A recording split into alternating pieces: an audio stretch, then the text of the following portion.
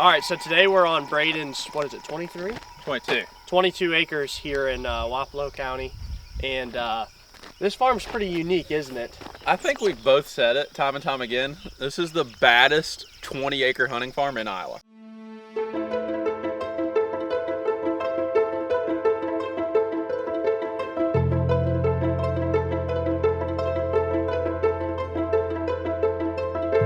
If I ever wanted to own one farm in Iowa, this is the farm right here. I mean, and this guy owns it. But, so this farm was a bigger piece at one point, and then the Whitetail Group came in and bought this whole place up.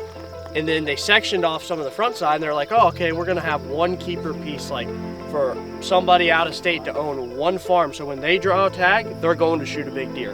And this is the farm. So they designed it with a 1,000-yard owned road that goes all the way back to this little 20-acre chunk, and they've got a what, a three acre bean field? I think it's, yeah, 3.5 acres, probably 3 acres of beans, 2.5 clover probably, somewhere in that ballpark. And basically it's like the in-game spot, like, you know, no doubt we're gonna go back there and shoot that deer. You come up on that ridge and you look down in that bottom and it's like, oh my gosh, because it is just standing food, and there's like 2,000 acres of timber. Yeah, so the farm ties into a big timber partnership, and the guy, obviously, he's kind of like a tree hugger type deal, and he doesn't come in there and hunt. He can't get back there to hunt, so we are just using the power of the food and pulling the deer off the neighbors.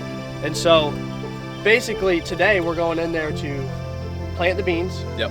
Finish up, you did some work on the side hill. We're trying to put this blind on top of the hill. We're trying to build an eagle's nest. Yeah, the eagle's nest. So we're building the eagle's nest. It's gonna sit on top of this hill. Basically, you'll be able to shoot green to your left. There'll be a pinch in front of you, and then you'll shoot the whole bean field to your right, and it'll all be done with muzzleloader. That's kind of how this farm was designed, was for a muzzleloader. So that late season you can come in, they got that long muzzleloader season, and you can come in and shoot a deer, you know, and shoot that whole field out of one blind and not have to, you know, pick and choose spots. Yeah. I really hope on video the magnitude of how ideal this farm is and how it sets up. I hope we can actually give it light, right? Because it is that, it's top notch. Yeah, I think this is probably one of the best farms in Iowa. Yeah, no doubt. Well, you're not gonna believe this, but the boys got stuck and we haven't even gotten back to the back of the farm yet. So now it's recovery mission. So we gotta grab some chains and stuff and go yank their tough out. Help!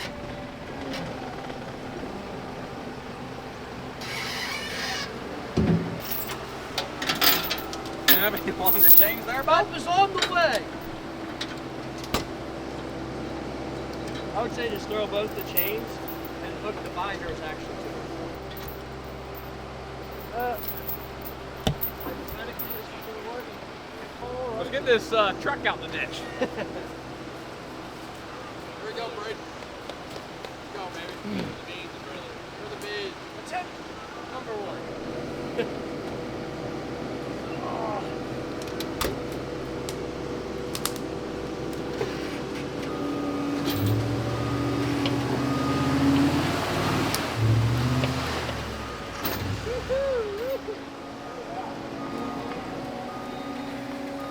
Brother. Special teams, special plays, special kids. Boys, now we just gotta see if it drives up the rest of this. Oh yeah. Give her hail. Whoa. Whoa.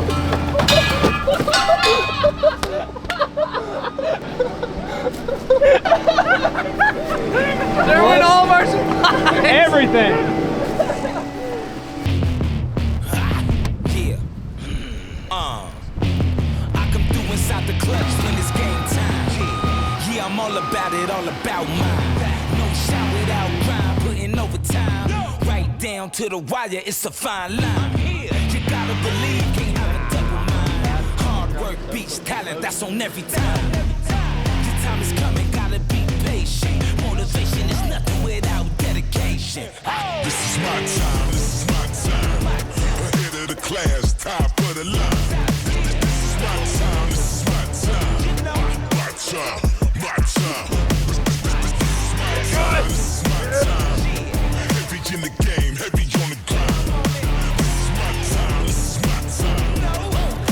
my time. Number My time. my home team winning, your home team did. So being good friends with the Whitetail Group and them doing this farm, we got all the deer history for the past couple of years, and let me tell you what, it's pretty impressive. You look at it on a map, and you don't need to see pictures. Yeah. To know. But the videos we got, Yeah. you know, there was the big 7, he was in here a bunch. There's a 6x6 that made it through last year, the 10 that made it through last year. There's 4 or 5 different great deer that have been in this farm, as you figure, you know, with the way this place lays. But I'd say the goal this year is get this place performing at its max capability in terms of drawing deer in from absolutely everywhere. corn feeders. See what's here, feed pre-season, Yep. feed, just see what's here, keep the deer in the area, see what we got going on. It's funny, we drove down here, Tanner hops out the skid steer, I hop out of the truck, me and him are both smiling ear to ear. This place is is amazing. just, it's peaceful, and it's like just wow. Every time you come in here, you just get that butterfly Yeah. feeling. You know, that feeling of just being in the presence of a giant deer. It's one of those properties. Yeah.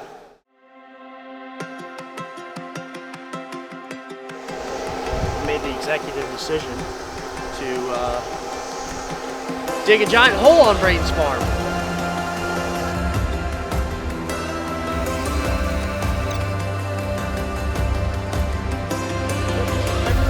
That there's an RV.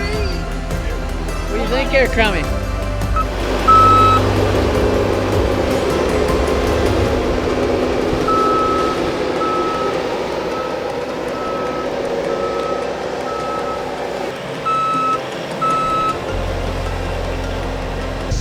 Look at him looking.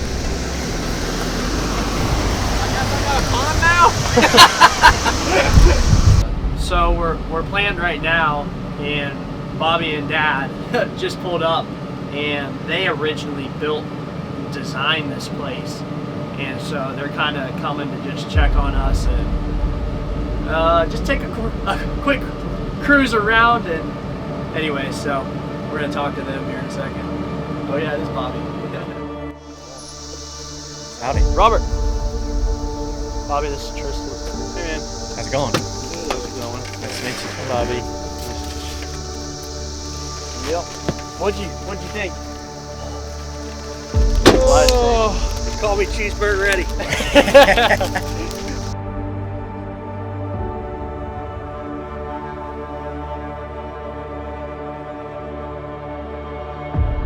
Concentrate. It's like having a tree koi out on a big food plot. You're giving them a reason to go somewhere to find scent. It's like in Kansas. Yeah. Some of these wide open places, you got a tree koi, and these deer come to it, or even the feeder or whatever, in the rut, they come to it, and they never even go to the tree koi or the feeder.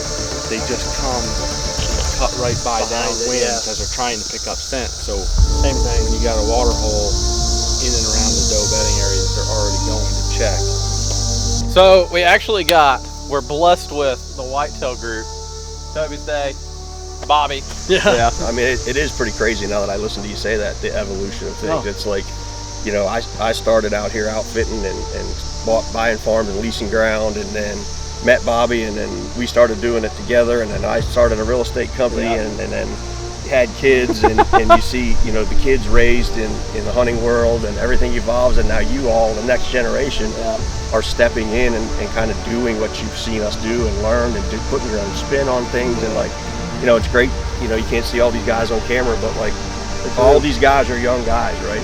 Yeah. Most guys your age are gaming and tied up on computers and never know what it is to experience the outdoors, much less at this level. Yeah. So like the more people you can introduce and the more we can help with that, and you know, that's really what it's all about, is seeing, pulling down on the bottom and looking down through here and seeing all you guys, you know, doing this and loving it, doing together. I mean, that's a win for us.